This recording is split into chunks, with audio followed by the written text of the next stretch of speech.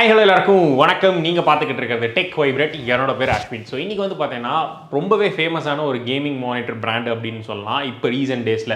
So ஒரு 2 இயர்ஸாகவே வந்து பார்த்தீங்கன்னா நம்ம A2D அது மாதிரி பல யூடியூபர்ஸ் எல்லாமே வந்து வியூசோனிக் அப்படிங்கிற இந்த மானிட்டர் வந்து ரெக்கமெண்ட் பண்ணி நீங்கள் வந்து பார்த்துருப்பீங்க. ஸோ அந்த மானிட்டரை பர்சனலாக நானும் லாஸ்ட் இயர் செப்டம்பர் மந்த் இருந்து யூஸ் பண்ணிக்கிட்டு இருக்கேன். இப்போ வந்து பார்த்தீங்கன்னா ஜூன் 2025 வந்துருச்சு. ஸோ இந்த சமயத்தில் இதோட ரிவ்யூவை போஸ்ட் பண்ணலாம் அப்படின்னு எனக்கு ஒரு யோசனை. அதனால் இந்த வீடியோ வந்து நான் பண்ணுறேன். ஸோ நான் யூஸ் பண்ணிட்டு இருக்க மானிட்டர் என்ன மாடல் அப்படின்னு வந்து பார்த்தீங்கன்னா வியூசோனிக்லேருந்து வந்துருக்கக்கூடிய 27 inches 2K ரெசல்யூஷனில் வர 240 Hz ரெஃப்ரெஷ் ரேட்டோட இருக்கக்கூடிய ஒரு IPS பேனலோட வரக்கூடிய ஒரு கேமிங் மானிட்டர்.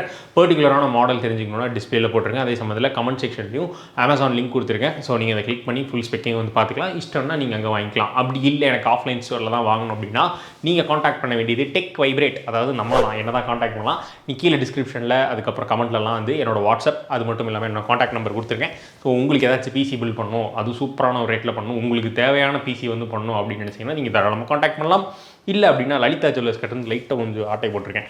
நீங்கள் ஏதாச்சும் பிசி பில் பண்ணணும்னு நினச்சிங்கன்னா 4 கடை ஏறி இறங்குங்க, அவங்கக்கிட்ட ப்ரைஸ் வாங்குங்க, என்கிட்ட வாங்க, ப்ரைஸை பார்த்துட்டு நீங்களே முடிவு பண்ணுங்கள். எப்படி சரியா கேவா? ஸோ வாங்க இப்போ ரிவ்யூக்குள்ளே போகலாம். ஓகே ஸோ மானிட்டர் ரிவ்யூ அந்த காலத்தில் நான் வந்து 2020 2019 பண்ணிகிட்டு இருந்தேன். அது வந்து பார்த்தீங்கன்னா ஒரு 10 நிமிஷம் வீடியோ மாதிரி வரும். இன்றைக்குமே வந்து பார்த்தீங்கன்னா நான் அப்படி தான் வீடியோ எடுத்தேன். ஆல்ரெடி 15 நிமிஷத்துக்கு எடுத்து வச்சுருந்தேன். ஆனால் இந்த காலகட்டத்தில் வந்து பார்த்தீங்கன்னா இந்த எடிட்டிங்கு கட்டிங்கு மீம்ஸ் இதெல்லாம் போட்டு பண்ணால் தான் வந்து பார்க்குற மாதிரி இருக்கும். அந்த மாதிரி பண்ணலாமான்னு நான் யோசித்தேன். இருந்தாலும் அதெல்லாம் நமக்கு செட் ஆகாது. அதனால் வந்து ஷார்ட் அண்ட் ஸ்வீட்டாக வந்து இந்த ரிவ்யூ முடிச்சிடலான்னு சிம்பிளாக சொல்கிறேன். ஸோ இது வந்து பார்த்தீங்கன்னா ஒரு 2K ரெசல்யூஷனில் இருக்கக்கூடிய கேமிங் மானிட்டர். அதே சமயத்தில் 240 Hz ரெஃப்ரெஷ் ரேட் இருக்குது. இதில் HDR சப்போர்ட்டும் இருக்குது. ஸோ ஃபஸ்ட்டு நம்ம டிஸ்பிளேலேருந்து வந்துடுவோம். டிஸ்பிளே பொறுத்த வரைக்கும் இது ஒரு 27 inch IPS பேனல். ஸோ அதனால் வியூவிங் ஆங்கிளில் எந்த வித பிரச்சனையுமே இல்லை.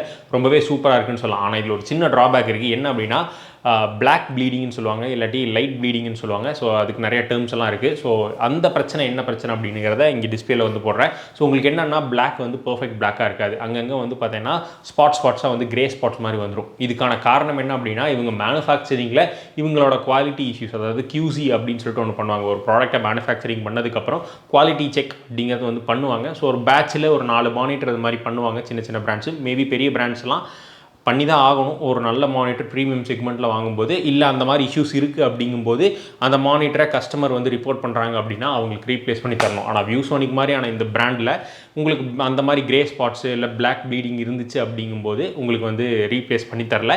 ஸோ எனக்கும் வந்து அந்த இஷ்யூஸ் இருந்துச்சு என் மானிட்டரில். அதை நான் கேட்கும்போது எனக்கு வந்து அதை ரிஜெக்ட் பண்ணிட்டாங்க. ஸோ அதுக்கான மெயிலும் வந்து பார்த்தீங்கன்னா நான் அட்டாச் பண்ணியிருக்கேன் ஸ்க்ரீன்ஷாட்டில், நீங்கள் வந்து பார்க்கலாம். இது எங்கேயுமே ஷேர் பண்ணக்கூடாதுன்னு சொல்லியிருந்தாங்க.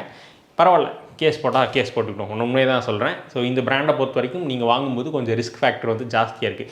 உங்களுக்கு இன்கேஸ் இந்த மாதிரி எனக்கு வந்த மாதிரி இஷ்யூவான மானிட்டர் வந்துச்சு அப்படின்னா உங்களால் அதுக்கான ரீப்ளேஸ்மெண்ட் வாங்க முடியாது. ஸோ அதை மட்டும் நீங்கள் வந்து பார்த்துக்கோங்க இந்த வியூசோனிக் வாங்கும்போது.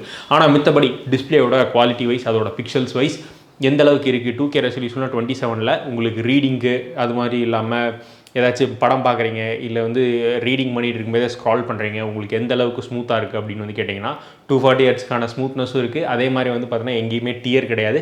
அதே சமயத்தில் வந்து பார்த்தீங்கன்னா டெக்ஸ்ட் எல்லாமே கிறிஸ்டல் கிளியராக இருக்குது அப்படின்னு வந்து சொல்லலாம். ஸோ என்ன விஷயம் அப்படின்னு வந்து பார்த்தீங்கன்னா நீங்கள் டிவிஸ் எல்லாம் வந்து ஹை சைஸில் இருக்கும்போது இல்லை ரெஃப்ரெஷ் ரேட் கம்மியாக இருக்கிற மானிட்டர்ஸை கொஞ்சம் வந்து பார்த்தீங்கன்னா பெரிய சைஸில் இருக்கக்கூடிய மானிட்டர்ஸ்லாம் வந்து பார்த்தீங்கன்னா உங்களுக்கு அங்கங்கே வந்து டாக்குமெண்ட்ஸோ இல்லை வந்து லெட்டர்ஸை ரீட் பண்ணுறது கொஞ்சம் பார்த்தீங்கன்னா கொஞ்சம் பிக்சல்ஸ் எல்லாம் வந்து பார்த்தீங்கன்னா கிரெயின்ஸாக ஒரு ஷார்ப்பினஸாக தெரியும். அது மாதிரி எந்த இஷ்யூஸும் இல்லை. ஸோ டிஸ்பிளே வைஸ் நல்லா படம் பார்க்கலாம், நல்லா இது கோடிங் பண்ணலாம். அதே சமயத்தில் வந்து பார்த்தீங்கன்னா நல்ல டாக்குமெண்ட்ஸு இல்லை ப்ளாகு அது மாதிரி எல்லாமே படிக்கலாம். ஸோ மல்டிமீடியா எல்லா பெர்ஸ்பெக்டிவ்லையும் இது ஒரு பர்ஃபெக்டான டிஸ்பிளே. அடுத்து கேமிங்க்கு 240 Hz பொறுத்த வரைக்கும் செம்மையாக வந்து ஒர்க் ஆகுது. ஆனால் வந்து நீங்கள் ஒரு 180 Hz இல்லை 144 Hzலேருந்தோ நீங்கள் வந்து மூவ் ஆகுறீங்க அப்படின்னா உங்களுக்கு பெரிய டிஃப்ரென்ஸ் வந்து தெரியாது, நோட்டிசபிளாக இருக்காது. நீங்கள் ஒரு 75 Hz இல்லை 60 Hz இருந்தோ இதுக்கு ஜம்ப் ஆகுறீங்க அப்படின்னா உங்களுக்கு செம்ம டிஃப்ரென்ஸ் வந்து தெரியும். ஆனால் 144லேருந்து அப்கிரேட் ஆகிறவங்களுக்கு பெருசாக தெரியாது. ஆனால் இதில் நான் எனக்கு வந்து அப்கிரேட் ஆனேன் அப்படின்னா இதில் இருக்கக்கூடிய 2K ரெசல்யூஷனுக்காக நான் வந்து பார்த்தீங்கன்னா அப்கிரேட் ஆனேன். ஸோ அதனால் எனக்கு நல்லாயிருக்கு. அப்புறம் HDR சப்போர்ட், இந்த மானிட்டரில் HDR சப்போர்ட் கொடுத்துருக்காங்க. ஆனால் அந்த HDR வந்து பெருசாக அடாப்ட் பண்ணுதா, நல்லா ஒர்க் ஆகுதா அப்படின்னு வந்து கேட்டிங்கன்னா நமக்கு ப்ளே ஸ்டேஷனை பொறுத்த வரைக்கும் கொஞ்சம் வந்து கலர்ஸ் எல்லாம் ரொம்ப டல்லாக தான் இருக்குது. இதே வந்து நம்ம ப்ளே ஸ்டேஷனில் HDR ஆஃப் பண்ணிவிட்டு நம்ம ப்ளே பண்ணும்போது இன்னும் நல்ல வைப்ரண்ட்டான கலர்ஸு, ஸோ ரொம்ப கிராஃபிக்ஸ் வந்து நல்லா இருக்கிற மாதிரி பார்க்குறக்கு ஒரு ஃபீல் குட்டாக வந்து ஹெச்டிஆர் ஆஃப் பண்ணிவிட்டு விளையாடும் போது தான் ப்ளே ஸ்டேஷனில் இருக்குது. நான் அந்த டிஃப்ரென்ஸுமே வந்து போடுறேன். ஹெச்டிஆர் ஆஃப் பண்ணால் எப்படி இருக்குது, ஹெச்டிஆர் ஆன் பண்ணால் எப்படி இருக்குது. ஸோ ஹெச்டிஆர் ஆன் பண்ணியிருக்கும்போது எப்படி இருக்குது, ஹெச்டிஆர் ஆஃபில் இருக்கும்போது எப்படி இருக்குது. ஸோ நீங்கள் பார்க்கும்போதே உங்களுக்கு அந்த டிஃப்ரென்ஸ் தெரிஞ்சிருக்கும்.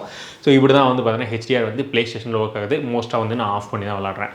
இதே வந்து மானிட்டரை வந்து நம்ம டிஸ்கார்டில், அதாவது நம்ம டெஸ்க்டாப்பில் யூஸ் பண்ணும்போது, டிஸ்கார்ட் யூஸ் பண்ணும்போதெல்லாம் ஹெச்டிஆரை வந்து நம்ம ஆஃபில் வச்சுட்டு தான் நம்மளால் யூஸ் பண்ண முடியும். என்ன ரீசன் அப்படின்னா, எல்லாருக்கும் இல்லை, ஸோ எனக்கு சொல்கிறேன். ஸோ நான் வந்து டிஸ்கார்டில் வந்து என் ஃப்ரெண்ட்ஸ் கூட வந்து என் ஸ்க்ரீன் எல்லாம் ஷேர் பண்ணும்போது அவங்களுக்கு வந்து பார்த்தீங்கன்னா நான் ஹெச்டிஆர் ஆன் பண்ணிவிட்டு பார்க்கும்போது அவங்களுக்கு ஓவர் பிரைட்னஸாக தெரியும். அதனால் அவங்க விஷுவல்ஸ் வந்து பர்ஃபெக்டாக இருக்காது. ஸோ அதனால் வந்து பார்த்தீங்கன்னா நானும் வந்து ஹெச்டிஆர் ஆஃப் பண்ணி தான் யூஸ் பண்ணுறேன். அது மட்டும் இல்லாமல் இதிலிருந்து வர ஹெச்டிஆர் அவுட்புட் வந்து பார்த்தீங்கன்னா எனக்கு நார்மல் மானிட்டரில் ஹெச்டிஆர் ஆஃப்லேருந்து பார்த்தா எப்படி இருக்கோ அது மாதிரி தான் இருக்குது. அந்தளவுக்கு நான் ஹெச்டிஆர் கண்டென்ட் சப்போர்ட் பண்ணுறதுக்கான வீடியோஸையும் நான் வந்து பார்க்குறதில்ல. ஸோ அதனால் வந்து பார்த்தீங்கன்னா அது எனக்கு பெரிய ஒரு டிஃப்ரென்ஸை வந்து தரதில்லை. மோஸ்ட்டாக நான் பிசி கேம்ஸும் விளாட்றதில்ல, நான் வந்து ப்ளே ஸ்டேஷன்லேயே கேம்ஸ் விளாட்றேன். ஸோ அதனால் வந்து பார்த்தீங்கன்னா எனக்கு அது ஒரு ஓவர் ஹைப்டு மாதிரி தெரியல, வேஸ்ட்டுங்கிற மாதிரி தான் என்னோட பெர்ஸ்பெக்டிவ் எனக்கு இருக்குது. ஸோ உங்களுக்கு வந்து ஹெச்டிஆர் கண்டென்ட் ரொம்ப தேவை அப்படின்னா நீங்கள் தாராளமாக இதை வந்து ட்ரை பண்ணலாம். ஸோ டிஸ்பிளே வைஸ் இது தான். அது போக வந்து இந்த 240 Hz வந்து பார்த்தீங்கன்னா நீங்கள் வாங்கின உடனே HDMI கேபிளில் நீங்கள் கனெக்ட் பண்ணுவீங்க.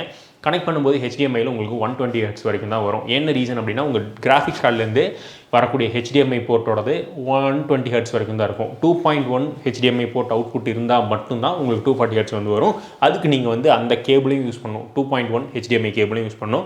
ப்ளே ஸ்டேஷனை பொறுத்த வரைக்கும் 120 Hzலேயே தான் கிளாக் ஆகிடும், அதுக்கு மேலே உங்களுக்கு வந்து வராது. ஸோ டிஸ்பிளே போர்ட்டுக்கு நீங்கள் லேப்டாப்லேருந்து கன்வெர்ட் பண்ணி யூஸ் பண்ணிங்க அப்படின்னா உங்களுக்கு வந்து 240 Hz வந்து வரும். ஸோ அது லேப்டாப்ஸை பொறுத்த வரைக்கும் மேபி ஒரு சில லேப்டாப்ஸ்க்கு வந்து வராமல் போகிறதுக்கான வாய்ப்பு இருக்குது, டிரைவர்ஸை பேஸ் பண்ணி. ஓகேங்களா? ஸோ அது வந்து உங்களோட ஒன் ரிஸ்க்கான 120 Hzங்கிறது கன்ஃபார்மாக வரும். நீங்கள் லேப்டாப்லேருந்து மாற்றும்போது HDMIயில் டிஸ்பிளே போர்ட்டுக்கு யூஸ் பண்ணிங்கன்னா உங்களுக்கு பர்ஃபெக்டாக ஒர்க் ஆகும் 240 Hz. Terms and conditions apply. இது என்ன கேட்காதீங்க, வரலைன்னா பிராண்டை எது கேளுங்க, நான் இருக்கிறத சொல்லிட்டேன். ஸோ அவ்வளோதான் இந்த ரிவ்யூவை பொறுத்த வரைக்கும். எல்லாமே கவர் பண்ணிட்டேன்னா டிஸ்பிளே. அப்புறம் பெசல்ஸை பொறுத்த வரைக்கும் வந்து பார்த்தீங்கன்னா ரொம்ப தின்னு தான், ஆனால் கீழே இருக்கிறது மட்டும் பெரிய சின் மாதிரி இருக்கும். அப்புறம் இந்த மானிட்டரோட ஸ்டாண்டை பொறுத்த வரைக்கும் வந்து பார்த்தீங்கன்னா இதில் வெறும் நமக்கு வந்து இந்த டில்ட் ஆப்ஷன் மட்டும்தான் இருக்குது. இப்படி வச்சுட்டு இப்படி மட்டும் தான் டில்ட் பண்ண முடியும். அதுவுமே வந்து ஒரு சின்ன ஆங்கிள் மட்டும் தான் பண்ண முடியும். உங்களால் மானிட்டர் இப்படி திருப்புறது, அதுக்கப்புறம் ஹைட் ஏற்றுறது இறக்குறது இதெல்லாம் வந்து பண்ண முடியாது. ஸோ அதுக்கு நீங்கள் தனியாக ஒரு ஆர்ம் தான் வந்து வாங்கிக்கணும். ஸோ இந்த மானிட்டரில் அதெல்லாம் வராது. 27 inch அப்படிங்கிறனால வந்து பார்த்தீங்கன்னா ஹைட் வந்து ஏற்றணும் இறங்கணுங்கிறது பெருசு நமக்கு வந்து தெரியாது. ஏன்னா அந்த சைஸே வந்து மோஸ்ட்டாக உங்களுக்கு ஸ்பேஸை வந்து கவர் பண்ணிடும். அது போக போர்ட்ஸ்னு எடுத்துக்கிட்டோன்னா இதில் வந்து ஒரு 3.5 mm ஜாக் அவுட்புட் ஒன்று இருக்குது. அதாவது நீங்கள் எக்ஸ்டர்னலாக ஏதாச்சும் ஹெட்ஃபோன்ஸ் மாட்டுறீங்கன்னா மாட்டிக்கலாம். பில்ட்-இன் ஸ்பீக்கர்ஸ் கிடையாது. அப்புறம் ஒரு டிஸ்பிளே போர்ட், 2 HDMI. ஸோ அப்புறம் வந்து கிராசர் எனேபிள் பண்ணுறது அந்த மெனுலேயே எனேபிள் பண்ணிக்கலாம். பிரைட்னஸ், கான்ட்ராஸ்ட்டு நார்மலாக எல்லா மானிட்டரில் பண்ணுற மாதிரி இந்த மானிட்டரில் வந்து அட்ஜஸ்ட் பண்ணிக்கலாம். மித்தபடி பார்த்தீங்கன்னா இந்த மானிட்டரில் பெரிய விஷயங்கள் ஒன்றும் கிடையாது. சர்வீஸ் சப்போர்ட் மட்டும் கொஞ்சம் வேர்ஸ்ட்டாக இருக்கும். ஸோ எனக்கு டெட் பிக்சல்ஸ் எல்லாம் வந்துச்சு, அதுக்கான ரீப்ளேஸ்மெண்ட் வந்து வீட்டுக்கே வந்தெல்லாம் பண்ணி கொடுத்தாங்க.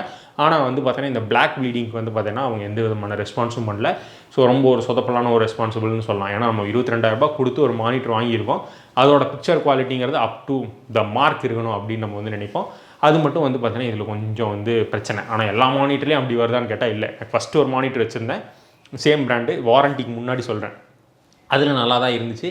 அதுலேருந்து பிக்சர் பிரச்சனையும் வரல. ஆனால் அதில் டெட் பிக்சல் இஷ்யூஸ் வந்ததுனால நான் ரீப்ளேஸ்மெண்ட் போட்டிருந்தேன். ரீப்ளேஸ்மெண்ட் வந்த ப்ராடக்ட்டில் இந்த இஷ்யூஸ் இருந்துச்சு. அதை ரீப்ளேஸ் பண்ணி தர சொல்லி கேட்டேன், அதை தர முடியாதுன்னு சொல்லிட்டாங்க. ஸோ நானும் வந்து இதை ரிவ்யூவாக போட்டேன். இதுக்கப்புறம் இந்த பிராண்டில் நீங்கள் வாங்குவீங்களா மாட்டிங்களாங்கிறது உங்களோட விருப்பம்.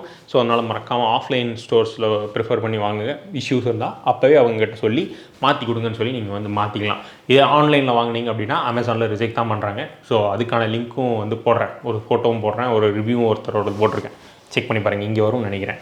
ஸோ அவரும் வந்து பார்த்திங்கன்னா ரீப்ளேஸ்மெண்ட் பண்ணலை அப்படின்னு சொல்லி புலம்பியிருப்பார். ஸோ வியூசோனிக்கு பொறுத்த வரைக்கும் இதுக்கு ரீப்ளேஸ்மெண்ட் பண்ணுறது கிடையாது. டேஸ் கட்டே மாற்றிட்டிங்கன்னா அவங்க மாற்றி தருவாங்க. ஆனால் நீங்கள் வந்து வாரண்டிக்கு போனீங்க அப்படின்னா மாற்றி தர மாட்டாங்க. ஸோ அது மட்டும் பார்த்துங்க. அவ்வளோதான் இந்த வீடியோ. பை.